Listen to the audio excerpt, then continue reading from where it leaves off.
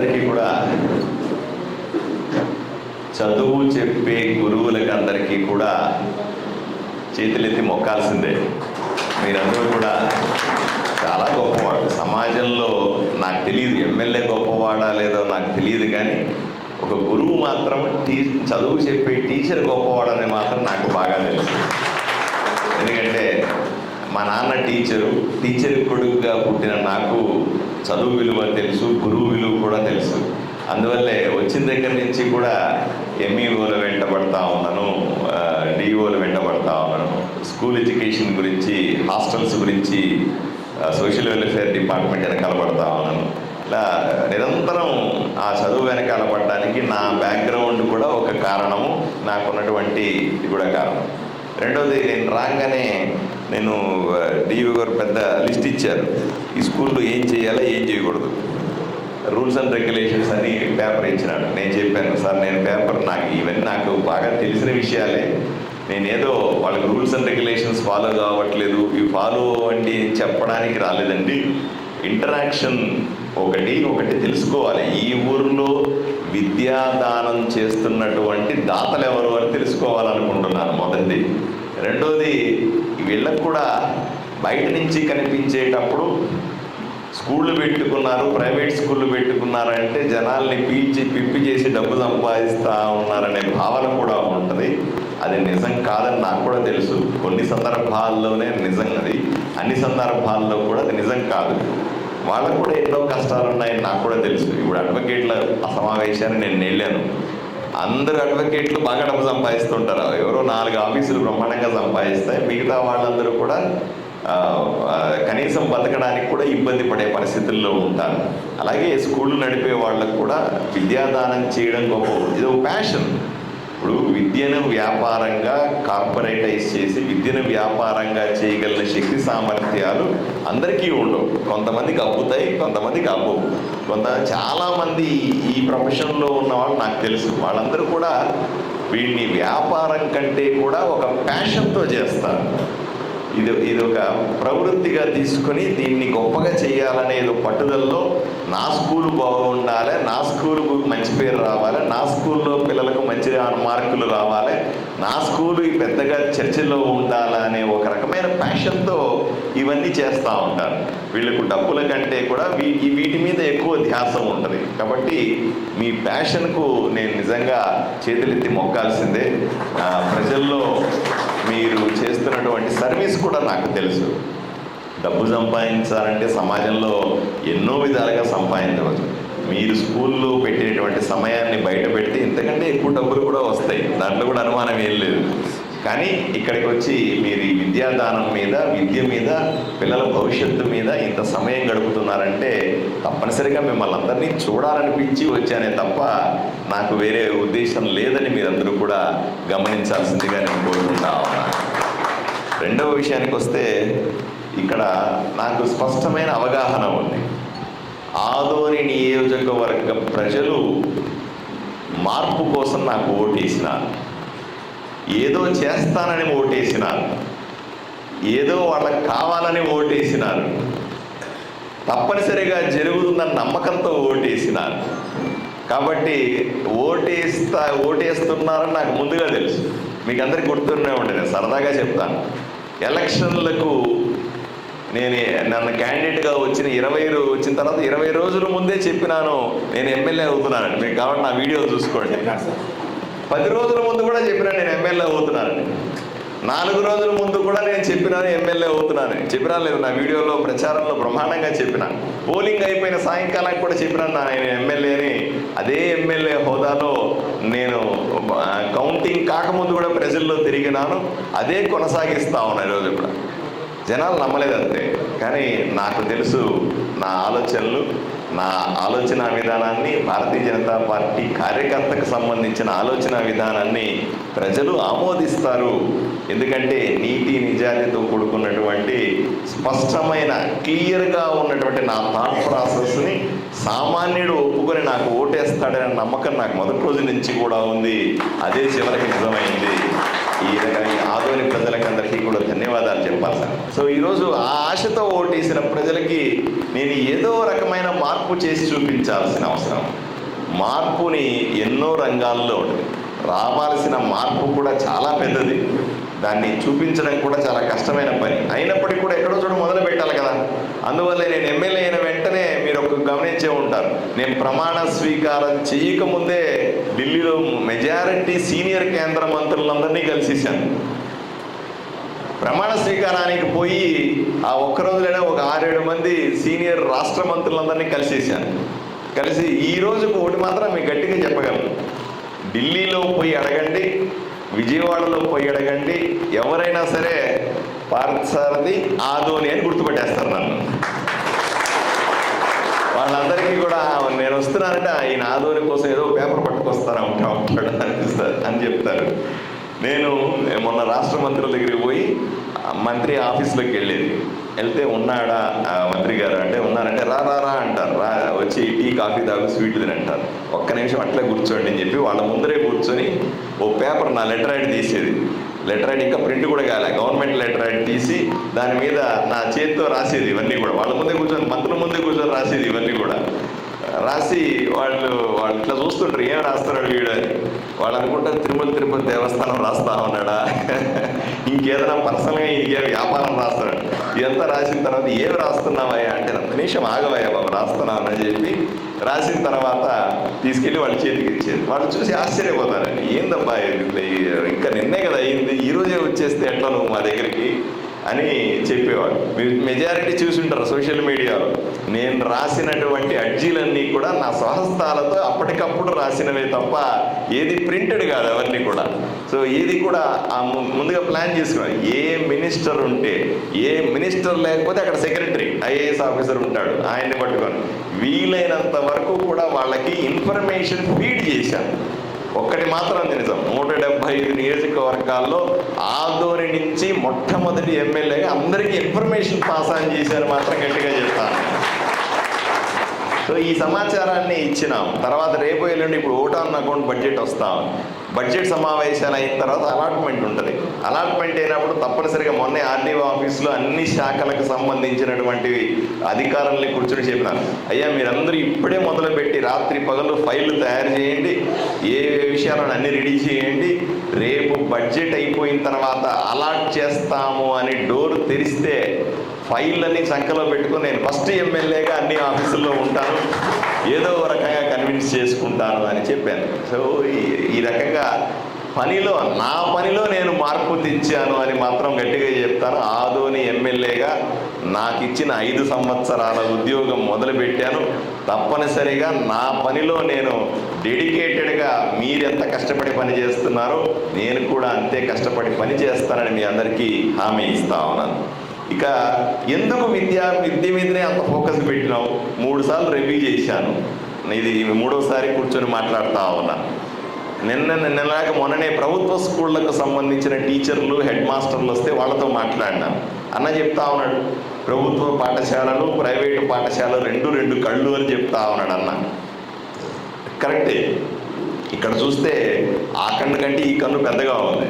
ఎందుకంటే అక్కడ చదివే విద్యార్థులతో పోల్చుకుంటే 10-20% విద్యార్థులు ప్రైవేటు స్కూళ్ళల్లో కూడా చదువుతాం. దీనికి కొన్ని అపోహలు కూడా ఉన్నాయి ప్రజల్లో. ప్రభుత్వ పాఠశాలల్లో వసతులు సరిగా ఉండరు, టీచర్లు సరిగా ఉండరు, అక్కడ ఫోకస్ సరిగా ఉండదని. ప్రైవేటు పాఠశాలలో అయితే శ్రద్ధ ఎక్కువగా ఉంటుంది, టీచర్లు బాగా పట్టించుకుంటారు, మంచి మార్కులు వస్తాయి, భవిష్యత్తు బాగుంటుందని ఆశ. ఈ రకమైన రకరకాల ఆలోచనలతో ప్రైవేట్ స్కూళ్ళ వైపును కూడా చూస్తూ ఉండడం సర్వసాధారణంగా జరిగే అంశమే. సో దాన్ని నేను తప్పుపడ్డాను. ఇది వ్యాపారము అని నేను ఎప్పుడు అనను. ఇది ఒక ప్యాషన్తో కూడినటువంటి ఒక యాక్టివిటీ. దీన్ని అంతవరకే చూస్తాను నేను. కానీ ఇక్కడున్న కష్టాలు వేరే, అక్కడున్న కష్టాలు వేరే. అక్కడున్న కష్టాలు ఇన్ఫ్రాస్ట్రక్చర్కి సంబంధించిన కష్టాలు. ప్రతి ఒక్క స్టూడెంట్కి కూడా మనమే భోజనం పెడతాం, మనమే స్కూల్ బుక్ ఇస్తాం, మనమే బ్యాగులు ఇస్తాం, మనమే టీచర్లు ఇస్తాం, రకరకాల వసతులు మనమే ఇచ్చి స్టూడెంట్ని గ్రో అయ్యేలాగా నర్చర్ చేస్తాం. ఇక్కడికి వస్తే అన్నీ వాళ్లే పెట్టి కొనాల్సిన పరిస్థితి ఉంటుంది, అన్ని వసతులు వాళ్లే చేసుకోవాల్సిన పరిస్థితి ఉంటుంది. అదే మేనేజ్మెంటు అన్నీ అడుగుతాం. అక్కడ ఎక్కువగా ప్రశ్నించలేని పరిస్థితి, కానీ ఇక్కడ ప్రశ్నలు ఎక్కువగా ఉంటాయి. సో ఈ యాక్టివిటీని డెఫినెట్గా మీరు స్కూళ్ళు నడపడం పెద్ద ఛాలెంజ్ అన్న విషయం నాకు బాగా తెలుసు. కానీ అదే సందర్భంలో మీరు పడుతున్న కష్టాల్లో నేను కూడా మీతో తోడుగా ఉన్నానని చెప్పడానికి ఈరోజు మీ ముందు నిలబడి ఉన్నాను. అయ్యా మీరంతా బ్రహ్మాండంగా సంపాదించేస్తున్నారు, కోట్లకు అధిపతులు అయిపోయినారు, ఇంకోటి అయిపోయిందని నేను ఎప్పుడు ఊహించట్లే. అట్లాంటి అభిప్రాయాలు నా మనసులో ఎప్పటికీ రావు అన్న విషయం తెలుసుకోండి. ఎప్పుడు అట్లా చేయలేదు. కాకపోతే ఆ వైపున విన్నాను, ప్రభుత్వ పాఠశాలల్లో ఉన్నటువంటి హెడ్ మాస్టర్లు వాళ్ళందరూ కూడా వాళ్ళ టీచర్లందరూ వచ్చి నాకు ఇంత పొడవాటి లిస్ట్ ఇచ్చారు కష్టాలు నష్టాలు. నాకు వెంటనే అనిపించింది, సరే బాగానే ఉంది, ప్రభుత్వ స్కూళ్ళు టీచర్లో ఉన్న కొంత అవగాహన వచ్చింది, ప్రైవేట్ స్కూల్లో కూడా ఏం జరుగుతుందో చూడాలి కదా అని వెంటనే ఈమెయిల్ గారికి ఫోన్ చేశాను. ఏమంటే నాకు వీళ్ళతో స్కూళ్ళతో సమావేశం ఏర్పాటు చేయండి, నేను వాళ్ళ గురించి కూడా వినాలని ఉంది, వాళ్ళను కనీసం పరిచయం చేసుకొని వాళ్ళ గురించి కొంత ముఖ పరిచయం ఉండాల్సిందే అని నేను చెప్పాను. వెంటనే ఈ సమావేశం ఏర్పాటు చేయడం జరిగింది. సార్ తప్పనిసరిగా ఒక్కొక్క విషయం అన్న చెప్పినాడు. అన్న ఏమంటాడంటే స్కూల్ నడపడానికి 30 సర్టిఫికెట్లు కావాలి, బార్ నడపడానికి ఒక పొలిటీషియన్ ఉంటే చాలు అన్నాడు. నేను ఆ పొలిటీషియన్ కాదు అని అన్నకు క్లారిఫికేషన్ ఇస్తాను. మీరు ఎవరి గురించి అడ్రస్ చేశారో తెలియదు, కానీ ఈ ఊర్లో నేను ఎమ్మెల్యే అయిన తర్వాత ఒకే ఒక్క మాట చెప్పినాను, ఈ ఊర్లో పేకాట కానీ, నాటు సారా కానీ, మట్కా కానీ, చెడు పద్ధతులు కానీ, మారక ద్రవ్యాలు కానీ, ఇంకా రౌడీయిజం కానీ, గూండాయిజం కానీ, కబ్జాలు కానీ అసలు ఉండకుండా చేస్తానని మీ అందరికీ మాట ఇచ్చినానా లేదా? ఆ మాటకి ఈరోజు కాదు 5 సంవత్సరాలు కట్టుబడి ఉంటానని అన్నకు చెప్తా ఉన్నా, ఆదోని ప్రజలకందరికీ మీ సాక్షిగా చెప్తా ఉన్నా. నా పేరు చెప్పి ఎవడన్నా ఏదో పని చేస్తే తోలు తీస్తానని మాత్రం గట్టిగా చెప్తా ఉన్నా. అది కూడా మీకు అందరికీ హామీ ఇస్తా ఉన్నా. ఎట్టి పరిస్థితుల్లో ఎమ్మెల్యే ఉన్నాడు కదా అని బార్లు నడుపుతారా సార్? అది అయిపోయింది. అది వద్దనే కదా మీరు ఓటేశారు నాకు, అది వద్దనే కదా ఓటేసింది. కాబట్టి అది ఉండదు అని అన్నకు హామీ ఇస్తా ఉన్నది. రాజకీయం మారింది అని మాత్రం గట్టిగా చెప్తా ఉన్నా. పోతే మీరు చెప్పే విషయాలన్నీ కూడా నాకు అర్థమైనవి, కొంత దూకిగా అర్థమైనవి. మరిన్ని ఇంకొకసారి కూర్చున్నప్పుడు డీటెయిల్గా ఒక హాఫ్ డే కూర్చొని కూడా మాట్లాడగలను. నాకు ఎమ్మెల్యే ఉద్యోగం తప్ప వేరే ఏ పని లేదు ఆదోనిలో. మీరు ఒకసారి గుర్తుపెట్టుకోవాలి. నేను రియల్ ఎస్టేట్ చేయను, కబ్జాలు చేయను, ఇంకో పని ఏమీ చేయను. నేను ఎమ్మెల్యే ఉద్యోగం అన్నది ఫుల్ టైం జాబ్, నాకు 24/7 జాబ్ ఇది. అందువల్లే నేను గవర్నమెంట్ గెస్ట్ హౌస్లో కూర్చొని ప్రజల్ని కలుస్తా ఉన్నా. మీరందరికీ చెప్తా ఉన్నా, ఎప్పుడైనా సరే ఎవరైనా సరే ఎటువంటి అపాయింట్మెంట్లు అక్కర్లేదు. నన్ను కలవడానికి ఎవరికి ఫోన్లు లేక రికమెండేషన్లు కూడా అక్కర్లేదు. ఎవరైనా నేరుగా వచ్చి నన్ను కలిసే అవకాశాన్ని ఈ ఆదోని ప్రజలకందరికీ నేను ఓపెన్గా ఉంచానన్న విషయాన్ని మీకు తెలియజేస్తా ఉన్నా. ఇక మీరు కొన్ని అధికారులకు సంబంధించినటువంటి సమస్యలు, అలాగే రూల్స్ రెగ్యులేషన్స్లో కావాల్సిన మాడిఫికేషన్స్ గురించి మాట్లాడుతూ ఉన్నారు. అలా చేస్తే మేము మరింత బాగా స్కూల్ నడుపుకోగలుగుతాము అనే అభిప్రాయాన్ని చెప్తా ఉన్నారు. దయచేసి మీరు అవన్నీ కూడా నాకు లిస్ట్ అవుట్ చేసి ఇవ్వండి. 15 రోజుల్లో అసెంబ్లీ సెషన్ ఉంటుంది. అసెంబ్లీలో నేను మాట్లాడుతున్నట్టుగా నేరుగా మాట్లాడేయడం సాధ్యం కాదు. దానికి ప్రోటోకాల్స్ ఉంటాయి. మనము ఏదైనా కంటెంట్ ఇచ్చి ఆ కంటెంట్ని ముందుగా అసెంబ్లీ సెక్రటరీకి ఇవ్వాలి. అసెంబ్లీ సెక్రటరీలు వాటిని చూసి ఇది మాట్లాడడానికి ఎలిజిబుల్ కాదు అని నిర్ణయం చేస్తాడు. చేసిన తర్వాత నాలాగే ఇంకొకరు అట్లాంటి అప్లికేషన్లు ఇచ్చారండి, ఇద్దరిని కూర్చొని డిస్కస్ చేసుకోమని చెప్పి ఫైనల్గా ఒకరికి ఇంత సమయం అని కేటాయించి అసెంబ్లీలో అవకాశం ఇస్తారు. తప్పనిసరిగా మీరు ఏదైనా నాకు పేపర్ ఇస్తే మీ డిమాండ్లు కానీ, మీ కష్టాలు కానీ, మీ నష్టాలు కానీ ఏమన్నా ఉంటే వీటిని తప్పనిసరిగా మంచి ఫార్మాట్ రూపంలో అసెంబ్లీ స్పీకర్కి ఇచ్చి, అసెంబ్లీలో సెక్రటరీకి ఇచ్చి నాకు మాట్లాడే అవకాశాన్ని ఇవ్వమని అడిగి, తప్పనిసరిగా రాష్ట్ర వ్యాప్తంగా ఉన్న స్కూళ్ళ గురించి మీరు పడే కష్టాలు రాష్ట్ర వ్యాప్తంగా పడుతూ ఉంటారు కాబట్టి మీ అందరి తరఫున రిప్రజెంట్ చేసే బాధ్యత నేను తీసుకుంటానని మీకు అందరికీ కూడా హామీ ఇస్తా.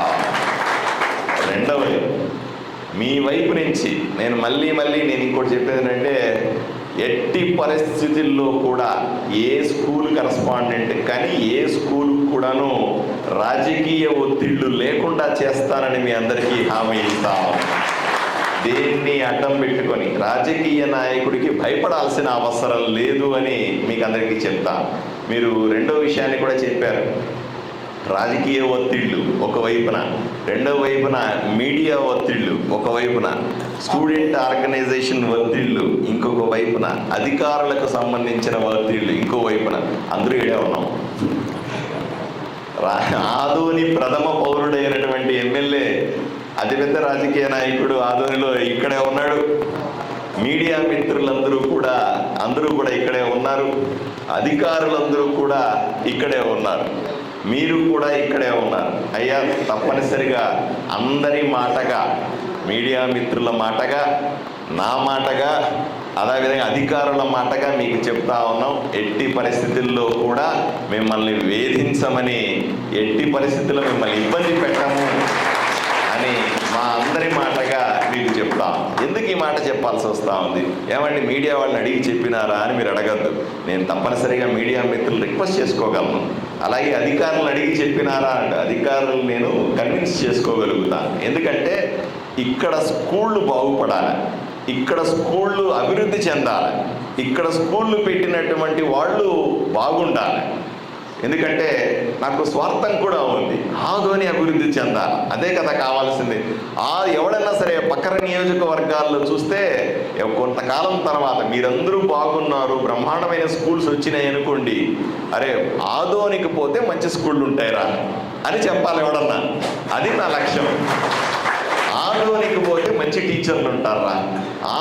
మీరు అంతెందుకు సార్, మీరు చూడండి, కోచింగ్ సెంటర్లో ఒకప్పుడు రాజ్కోట్ అంటే ఈ రోజు కూడా పాపులర్ సార్, అవునా కదా? రాజ్కోట్ ఎక్కడుంది సార్? నార్త్లో. ఉత్తర భారతదేశం అంతా కూడా రాజ్కోట్ అనే ప్లేస్కి వెళ్ళి కోచింగ్లు నడుపుతారు. అంతెందుకు, మీరు ఎక్కడో కేరళలో ఉన్నటువంటి మేడం కేరళ నుంచి వచ్చారు, ఎక్కడో ఉన్నటువంటి కేరళలో ఆ విద్యాభ్యాసం చాలా బాగుంటుందని మీరే నోటితో చెప్తా ఉన్నారు, అవునా కదా? లేదా ఈ పలాని చోట విజయవాడకు పోతే నీట్ కోచింగ్ బాగుంటుందని మనమే చెప్తాం. ఇవన్నీ ఎట్లా వచ్చినాయి? అక్కడ ఉన్నటువంటి విద్యా సంస్థలు రాత్రి పగలు కష్టపడడం వల్ల, వాళ్లకు సహకారం లభించడం వల్ల, ఇప్పుడు కేరళలో విద్యాభ్యాసం అంత గొప్పగా ఉందంటే అక్కడ ప్రభుత్వాలు సహకరించడం వల్లనే సాధ్యమైంది, లేకపోతే అయ్యేది కాదు. రాజ్కోట్లో కోచింగ్ సెంటర్లు అంత అద్భుతంగా వచ్చినాయంటే అక్కడ ఉన్న ఎమ్మెల్యే కావచ్చు, అక్కడ ఉన్న మంత్రి కావచ్చు, ఎవరో ఒకరు పర్సనల్ కేర్ తీసుకుని వాళ్ళందరినీ ఫెసిలిటేట్ చేయడం వల్లనే సాధ్యమైంది. అలాంటి పేరు ఆదోనికి మనం ఎందుకు సాధించలేము అని మిమ్మల్ని అడుగుతా ఉన్నా. మనకు కూడా సాధ్యం అవుతుంది. సహకరించడానికి నేనుండంగా, వ్యక్తిగతంగా మిమ్మల్ని కాపాడుకోవడానికి నేనుండంగా ఆదోనిలో స్కూళ్ళు ఎందుకు గొప్పగా ఎదగవు అని నేను ప్రశ్నిస్తా ఉన్నా. దానికి సహకరించాల్సిందిగా, ఆ రకమైన ప్లాన్స్ వేయాల్సిందిగా. అయ్యా, మీ అందరూ కూడా స్కూల్ నడుపుతా ఉన్నారు, మీరందరూ కూడా ఆ రకంగా పెద్దగా ఆలోచన చేయండి. ఇక్కడున్న స్కూళ్ళని బ్రహ్మాండంగా నడుపుతామని, ఇక్కడున్న స్కూల్లో బెస్ట్ ఎడ్యుకేషన్ ఇస్తామని, ఫెసిలిటీస్ ప్రొవైడ్ చేయ కష్టమే. మొదట్లో కష్టం. ఆక్స్ఫర్డ్ యూనివర్సిటీ పెట్టినప్పుడు కూడా ఇంతే కష్టాన్ని పడి ఉంటారు వాళ్ళు. కానీ ఎంకరేజ్ చేసే మనుషులు ఉంటే, ఎంకరేజ్ చేసే ప్రభుత్వం ఉంటే, ఎంకరేజ్ చేసే ఎమ్మెల్యే ఉంటే ఇవన్నీ చేయడం సాధ్యమే అని మీరు అర్థం చేసుకోవాల్సిందిగా మీ అందరికీ కూడా నేను విన్నవించుకుంటా ఉన్నా. తప్పనిసరిగా ఏ కష్టం వచ్చినా, నష్టం వచ్చినా దాన్ని అడ్వాంటేజ్ తీసుకుని మిమ్మల్ని ఇబ్బంది పెట్టే ఎమ్మెల్యే కాకుండా, మీ కష్ట నష్టాల్లో మీ కుటుంబ సభ్యుడిగా ఉండే ఎమ్మెల్యే ఆదోనికి వచ్చినాడని మీరు భావించాల్సిందిగా మిమ్మల్ని విజ్ఞప్తి చేస్తూ, ఇవన్నీ కూడా మీరు పాజిటివ్గా తీసుకోవాలి. మేమేదో రూల్స్ ఇంప్లిమెంట్ చేయడానికి రూల్స్ ఎందుకు పెడతారు? ప్రభుత్వం రూల్స్ ఎందుకు పెడతాదంటే, కొంతమంది తప్పు చేసే వాళ్ళు ఉంటే ఆ తప్పుని అరికట్టడానికి మాత్రమే రూల్స్ పెడతాం, అంతే తప్ప రూల్స్ను తప్పుగా అనుకోవడానికి వీల్లేదు. ఏదైనా కష్టమో నష్టమో ఉంటే మీ జీవోలో అధికారం ఉంటే మేము మాట్లాడతాం. నేను అవసరమైతే ఎంవీలో మాట్లాడతాను, డిస్ట్రిక్ట్ ఎడ్యుకేషన్ ఆఫీసర్తో మాట్లాడతాను, మంత్రితో మాట్లాడతాను, అవసరమైతే చీఫ్ మినిస్టర్తో మాట్లాడతాను, అది మిస్ అయితే ప్రైమ్ మినిస్టర్తో కూడా మాట్లాడతాను. నాకేం ఇబ్బంది ఏం లేదు. మీరు ధైర్యంగా ఉండండి. బ్రహ్మాండంగా స్కూళ్ళు నడుపుకొని ఆదోనిలో స్కూళ్ళు బ్రహ్మాండంగా ఉంటాయని సంవత్సరం పేరు తీసుకురావాల్సిందిగా మిమ్మల్ని అందరినీ కోరుకుంటూ, ఇంకేదైనా సమస్యలు మళ్ళీ ఈరోజు ఇంట్రడక్షన్ కోసం మాత్రమే కలిసాం, మళ్ళీ కలుస్తాం. మళ్ళీ కలిసిన నాకు క్వార్టర్లీ ఒకసారి కూర్చోవాలి నిజంగా మనం అనుకున్న దిశగా. ఎందుకంటే ఆదోనిలో ఇప్పుడు పిల్లలకు నేను ఆ ఒత్తిడి కూడా పెట్టాను.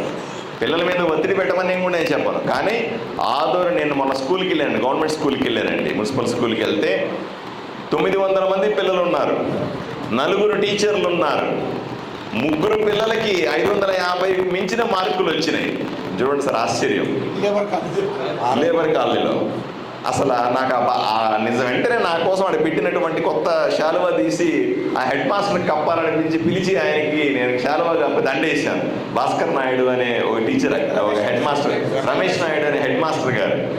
నాకు ముచ్చటేసింది, ఎట్లా అడ్మినిస్ట్రేట్ చేశాడు ఆ మనిషి కదా. మనం ప్రైవేట్ స్కూళ్ళల్లో 40 మంది క్లాస్కు ఉండాలా, ఏవో పర్సనల్ కేర్ ఉండాలా, బ్రహ్మాండంగా చదివించాలా, ఎక్స్ట్రా క్లాసులు పెట్టి చదివించాలంటే కూడా వాడు చదవని పరిస్థితుల్లో ఆ స్కూల్లో పిల్లలు మధ్యాహ్న భోజనం తిని ఆ హెడ్ మాస్టర్ ఎంత కష్టపడి ఉంటాడు, ఆ 4 టీచర్లు ఎన్ని బాధలు పడి ఉంటారు. వాళ్ళు చెప్తారు, సార్ మా జోబులో నుంచి జీతాన్ని ఖర్చు పెట్టి మేము మా జీతంలో డబ్బులు పెట్టి పార్ట్ టైం టీచర్లని విద్యా వాలంటీర్లు తీసుకొని చదువు చెప్పించినామంటారు.